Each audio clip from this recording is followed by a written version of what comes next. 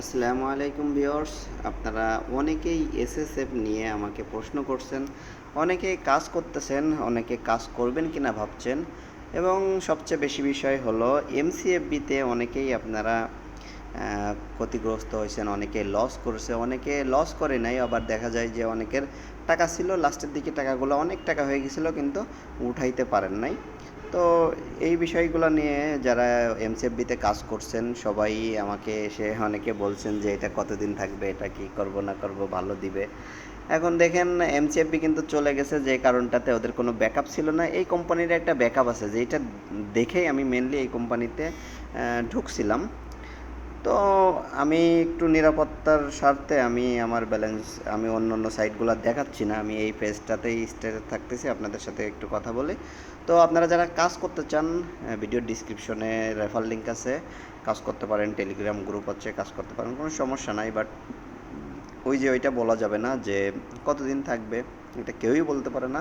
তবে একটা জিনিস বলা যায় যে এদের ইন্স্যুরেন্স একটা ফান্ড আছে, যার ফলে, কারণ অনেকেই আমাদেরকে বলতেছেন যে ভাই ইনকাম দেখাচ্ছে তো অনেক বেশি, কিন্তু সম্পূর্ণটা তো আমরা পাচ্ছি না। দেখুন, আপনি 3 থেকে 5% এর ভিতরেই পাবেন, ঠিক আছে? এবং এখানে যতই দেখাক না কেন, একটা অ্যামাউন্ট কিন্তু কোম্পানি অবশ্যই লাভ নিবে, এবং পাশাপাশি আমাদের যে ইন্স্যুরেন্স অ্যাপস আছে সেখানে গেলেও দেখতে পারবেন যে ওখানে আপনার টাকাগুলো কিছু কিছু অ্যাড হয়। এটা অনেক বিষয় আসে, যারা কাজ করবেন টুকটাক করতে করতে সব কিছুই বুঝে যাবেন। তো মেনলি এই কোম্পানিতে যা হয়, আপনার যে লাভ যা হয় তার কিছু অংশ কিন্তু আমাদের ইন্স্যুরেন্সে চলে যাচ্ছে। অলরেডি একটা খেলায় লস হয়েছিল, আমরা ইন্স্যুরেন্স থেকে অলরেডি ব্যাকআপ পেয়েছি, বুঝছেন? তো তারপরেও কখনোই বলা যাবে না। তাহলে কি অনেকেই প্রশ্ন করতে পারেন, ভাই তাহলে তো আশা করা যায় মেলা দিন থাকবে। কতদিন থাকবে ভাই, কোনো কোম্পানিকেই বলা যায় না, বুঝছেন?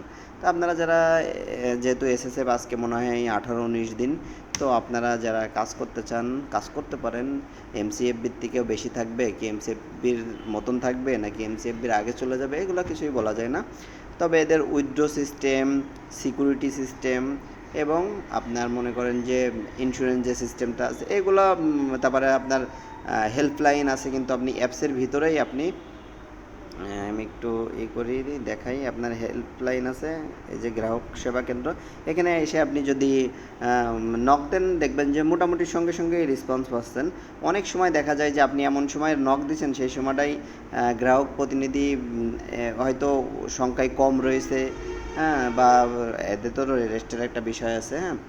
তো অনেক সময় থাকে, দেখা হলো 2 জন কাজ করতেছে, অনেকের এসএমএস রয়েছে, সেগুলো করে আপনাকে একটু লেট হতে পারে। তবে ম্যাক্সিমাম সময় যেটা দেখা যায় যে দ্রুতই তারা রেসপন্স করে। তাছাড়া এদের রাইনওয়ালা টেলিগ্রাম হেল্পলাইন আছে, সেখানেও যোগাযোগ করতে পারেন। তো সর্বাধিকতে আমার কাছে সাইটটা এমসিএফবির থেকে এক প্রকার ভালো লাগছে। এমসিএফবিতেও কিন্তু শেষ ফিনিশিং আমার প্রায় 14 লাখ সামথিং টাকা ছিল, আমি এগুলো নিতে পারি নাই।